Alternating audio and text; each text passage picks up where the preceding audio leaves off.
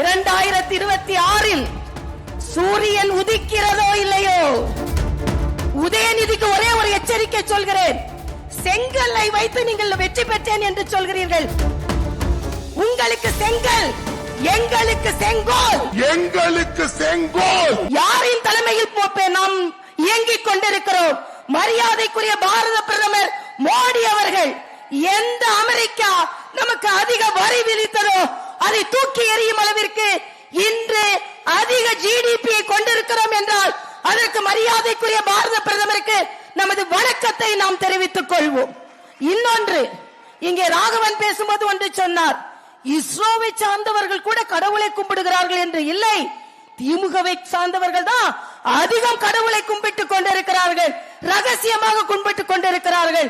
ஆனால் இங்கே கருப்பு முருகானந்தம் அவர்கள் பேசும்போது சொன்னார்கள், மேடையில் அமர்ந்திருப்பதற்கு கூட அணி பிரிவை சார்ந்தவர்களுக்கு வாய்ப்பில்லை என்று. ஏன் நீங்கள் எல்லாம் சட்டமன்றத்தில் அமரப் போகிறீர்கள், பாராளுமன்றத்தில் அமரப் போகிறீர்கள், மேடையில் அமர்வதற்கு என்ன? ஏனென்றால் இன்று இந்த பாரதிய ஜனதா கட்சி எவ்வளவு வலுப்பெறுகிறது என்பதை மட்டுமல்ல, இன்றைய காலகட்டத்தில் ஒன்றே உங்களிடம் சொல்லிக் கொள்கிறேன். பல நேரங்களில் பேரண்ட் பாடியில் நமக்கு பொசிஷன் கிடைக்கலன்னு கவலையா இருக்கும். ஆனா நான் 1999 கட்சியில் இணைந்தேன். 3 ஆண்டுகள் மருத்துவ பிரிவில் நான் பணியாற்றினேன்.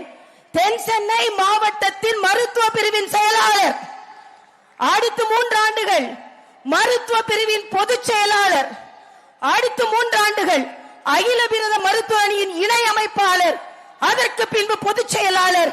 அதனால் பிரிவில் பணியாற்றிக் கொண்டிருக்கும் நீங்கள் அனைவருமே தலைவர்களாக, மிகப்பெரிய தலைவர்களாக உயரப் போகிறீர்கள் என்பதை சொல்லி, இந்த சக்தி இங்கு உட்கார்ந்து இருப்பது மட்டுமல்ல, ஓடி ஓடி உழைத்து இதே போல 2026 முதல் வெற்றி விழாவை இந்த கும்பகோணத்தில் கொண்டாட வேண்டும் என்று சொல்லி, குளத்தில் வட்ட இலையோடு தாமரை மலரும், 2026 இரட்டை இலையோடு தாமரை வளரும்.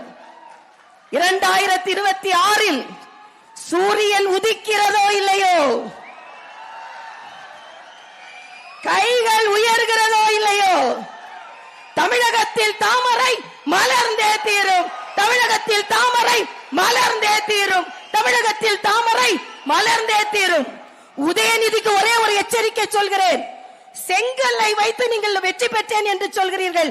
உங்களுக்கு செங்கல், எங்களுக்கு செங்கோல்.